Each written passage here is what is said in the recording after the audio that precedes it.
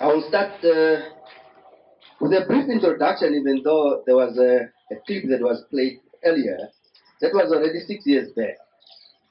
And I really appreciate the NTA that made me to realize that TVET is not only for artisan, but TVET can also create leadership. And I'm one of them. I really appreciate that. My name is Parastus Nepolo, as was alluded earlier, and I'm a full-time entrepreneur. I started my entrepreneurial while I was schooling here under circumstances. The first year that I registered with 1999 with this institution, my brother that paid my deposit or my, what do you call it, registration passed on the same year. And I don't have a choice to carry on with my study. Unfortunately, I have to do what I can do. The little knowledge I acquire, I put into practice, and I survived, and that led me to become an entrepreneur. And 2000, I have realized that I should just register to formalize my business. But that was of the help of NCCI. I started attending meeting of NCCI at a very early stage when I had thought of becoming an entrepreneur. And 2000, that's why my company is called Millennium Refrigeration. This company was established 2000. It was a uncertainty year. Other people said, no, the world will end, the computer will crash.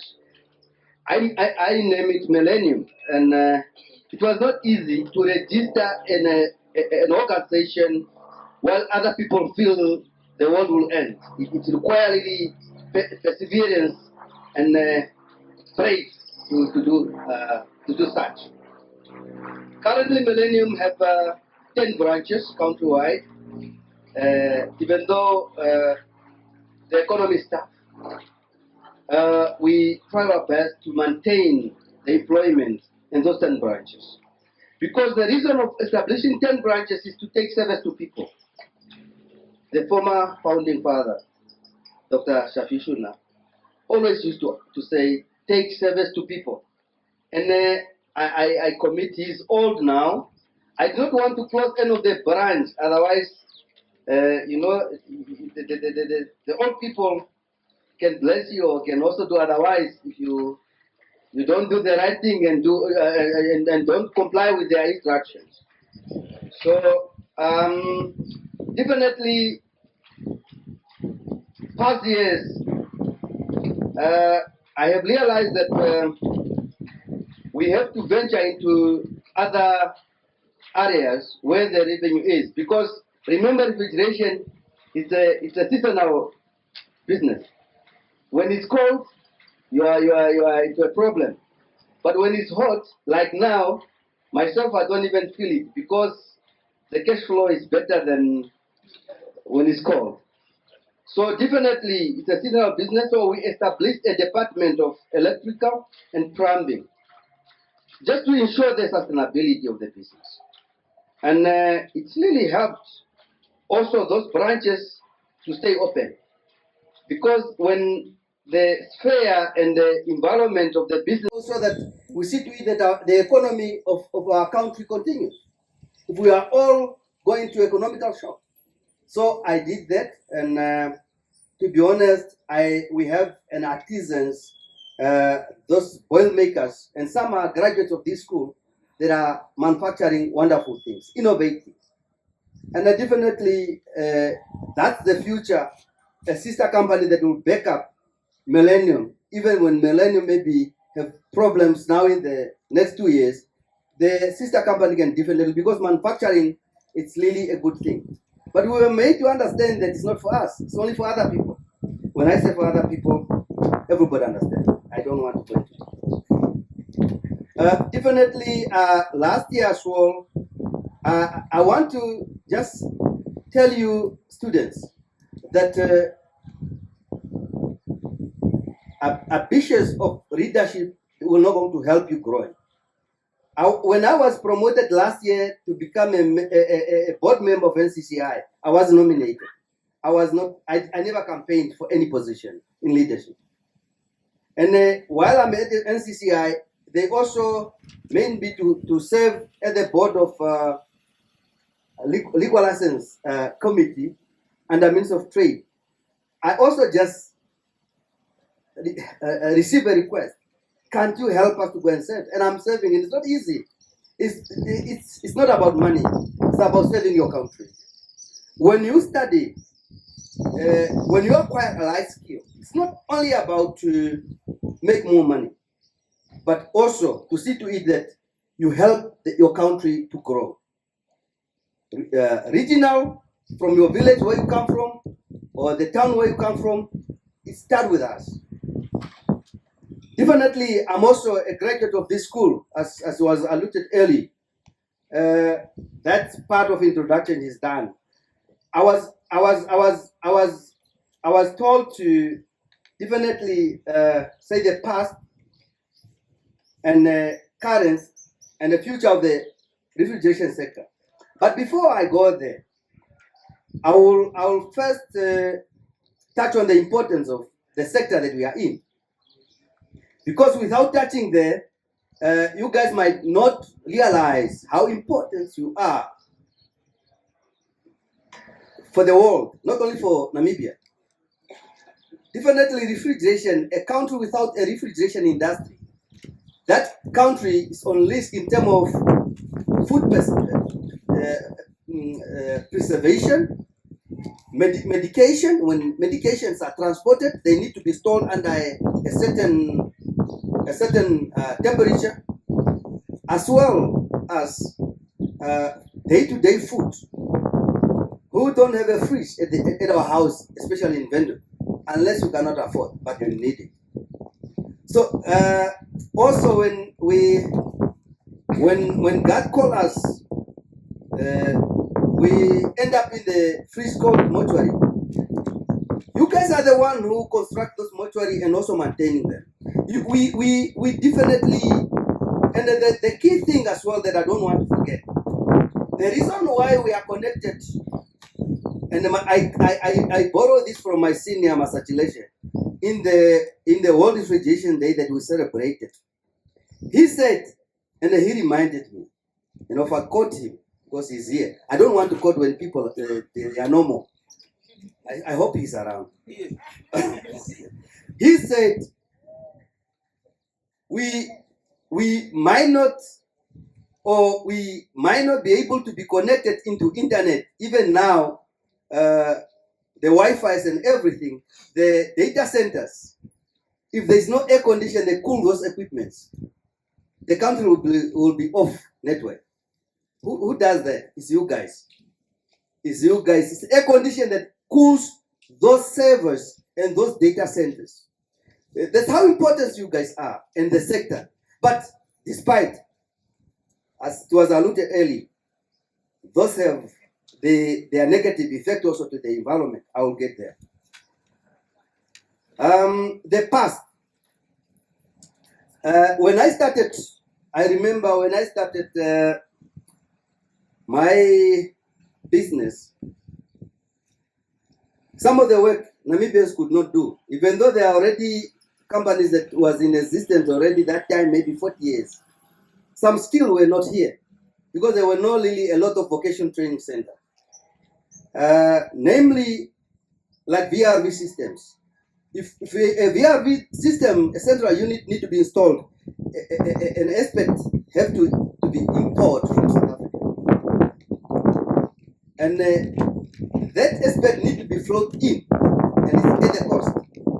At whose cost? At the government cost. And also, we do not have lack or refrigeration practitioners that of women. We didn't have women directed that time. It was a case if a woman seen I want to do refrigeration. Parents they say, what about teacher? You need to be a nurse. You need to be a teacher. What about accountant? It was not really easy, women that time to take up a vocation training center because was made only a men's field. And that time we also had a lot of refrigerants that you guys did not also see, especially R12. I don't think one of the students have seen or come across the refrigerator or fridge that have a R12 gas. If one of you have seen it, raise your hand. Yes, you have seen it.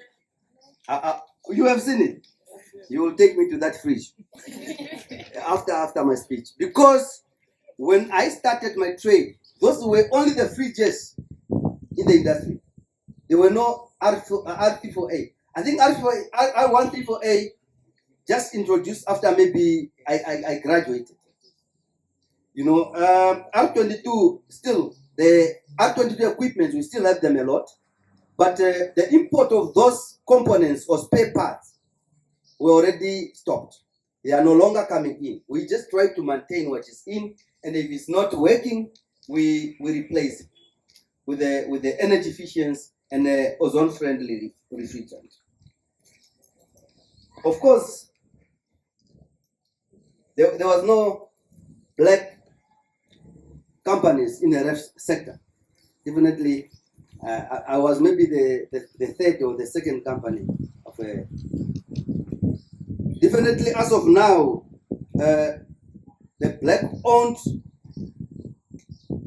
refrigeration company have now 11 branches, but the other companies don't even have 2.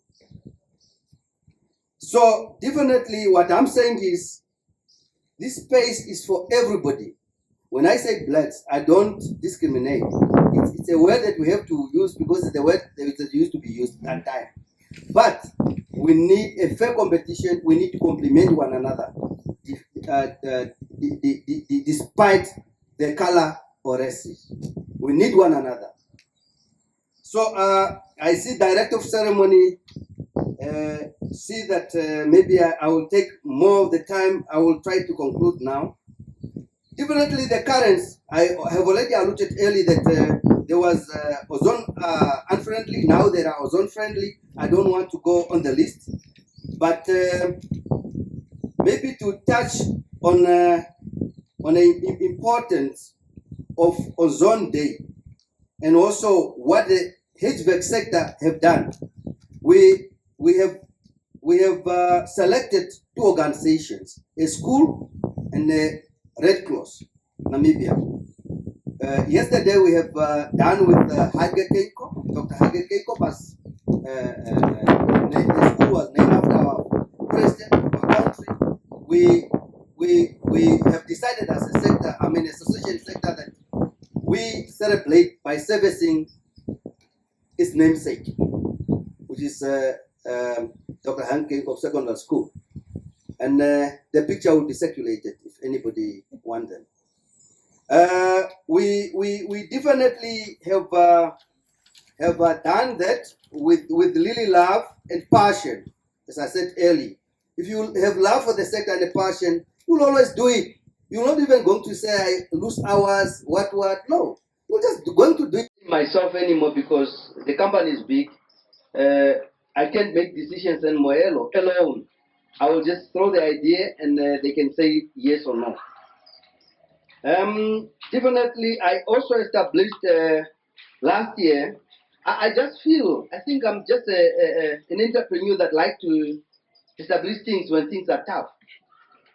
I bought over a manufacturing business, HVAC manufacturing business that manufacture ductings, kitchen canopies, stainless steel filters, to just support the ventilation system and also cooling system. I bought it over and I bought it. We need really to complement our government effort as an association. Hence, we have to work very close together. In conclusion, there is a serious concern a bit in Africa, not in Namibia only. Our governments have to take servicing of refrigeration equipment that includes air conditioning very serious. I can guarantee you when we do, especially my company Millennium, every time when we hand over the site, we give them something called service plan that shows that your service is due, just like your car. Any machinery need to be serviced. But our government equipment, when you hand them, you'll only be called when they are broken. But they are not broken. The cost of that damage is only because of lack of service. We really need, as ozone office or ozone office unity and association, let's come up with a strategy to really make ourselves comply with the servicing of refrigeration equipment. That's very, very important. And we are willing to help. We are not only saying government must. There are a lot of strategies. If we come around the table, we have solutions. But we just need all of us to agree on those solutions. Just like we said, we have already committed to service for free and all that. We can maybe propose that all the people on the lake sector can propose a very affordable tariff to service the government equipment, because it's our equipment.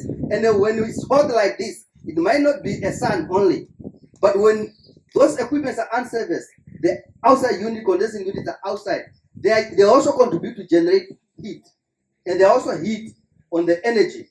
When we say governments are paying a lot of money when it comes to monthly electricity, it's been contributed by unserviced equipment. And this I really want us to do it collectively.